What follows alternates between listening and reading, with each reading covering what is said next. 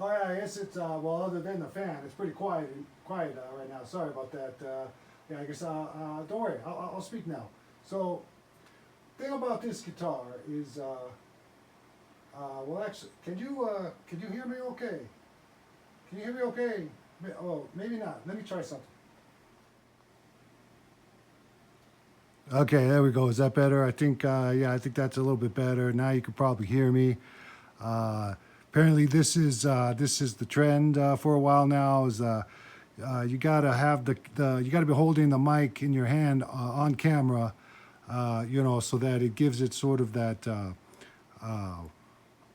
you know, casual appearance, and you know, it could be like a little tiny you know, lavalier mic, you know, like this, or maybe an LDC, you know, just kind of holding it in your hand, you know.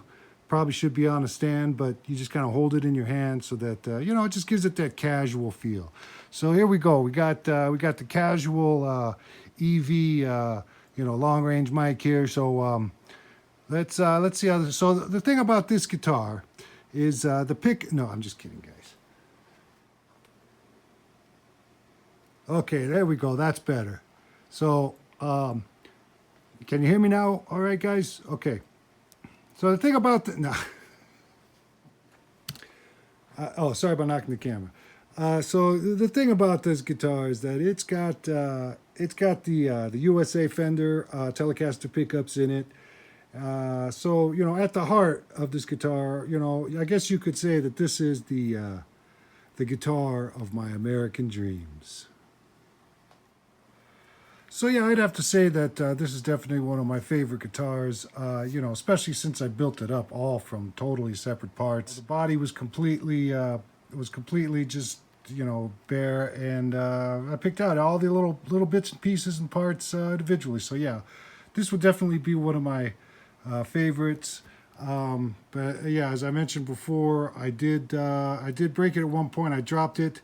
You know, right on the upper jacket. I was amazed at how much of the paint came off just from that impact, and I was also kind of surprised at how thick the skin is on this thing. You know, it's got a thick layer of poly on there. But you know, I did manage to, like I said, I did kind of a crappy job fixing it. But you know, it looks a lot better than when it was just bare wood down here, and you know, the paint chipped off. And I just wanted to explain a little bit about why I configured the control plate this way. Yeah, you know, it's, of course, it's nice having the volume a little bit more within reach. Except it's, you know, it's still out of the way. It's not quite like a Strat where the knob is, you know, right in your way there. So there's plenty of room here to play, and you know, a nice big knob. I like for some reason these knobs just worked, and I think they looked right as well.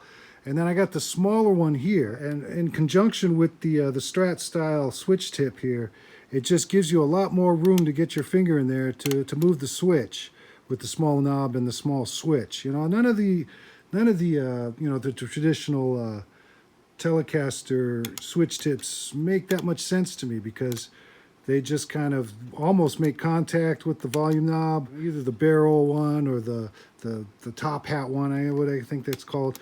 You know, they almost make contact with the knob. So with the smaller knob and the smaller switch, gives you a little bit more room to do the switch, especially when it's back here, because you can just kind of grab it with your pinky or fourth finger and give it a little flick. So yeah, just a little overview on this build.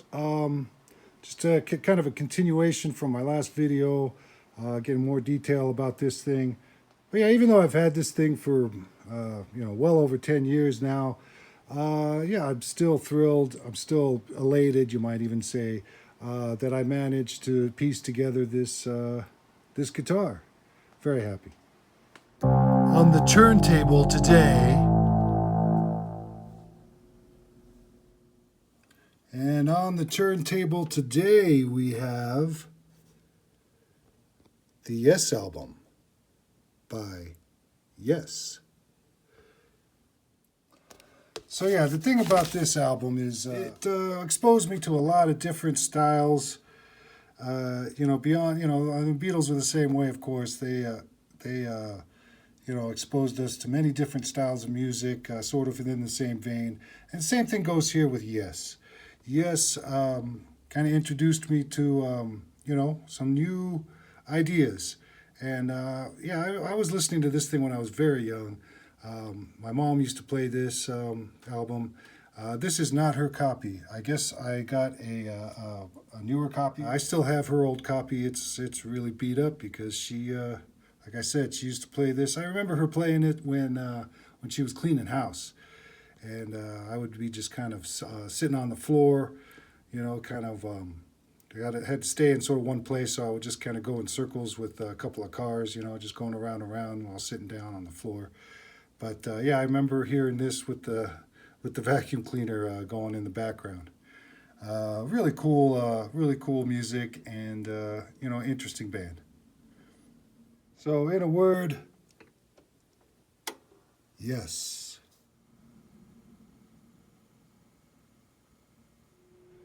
So it's not really as beat up as I remember it. It actually looks not too bad. It's got a few creases along some of the edges here, but the nice matte, old school matte finish has survived quite well, actually. And she, you know, it still has her. She used to put these on them, you know, so that they were organized alphabetically, and she put a little tab on there showing what letter it started with. But yeah, you know, it's actually a gatefold. Really cool. So you know, I guess back then I missed the main attraction of this picture, which was the keyboardist, who I honestly, not until recently, was not that aware of Tony here, but he's taken up most of the inside of the record here.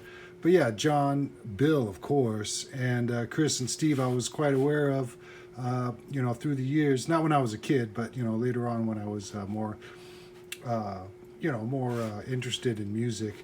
And so yeah, so this is pretty cool. You know, you got little circles of the guys individually, and then the keyboardist right there in the middle. Pretty cool. Let's take a look at the label on the inside too. That's pretty old school.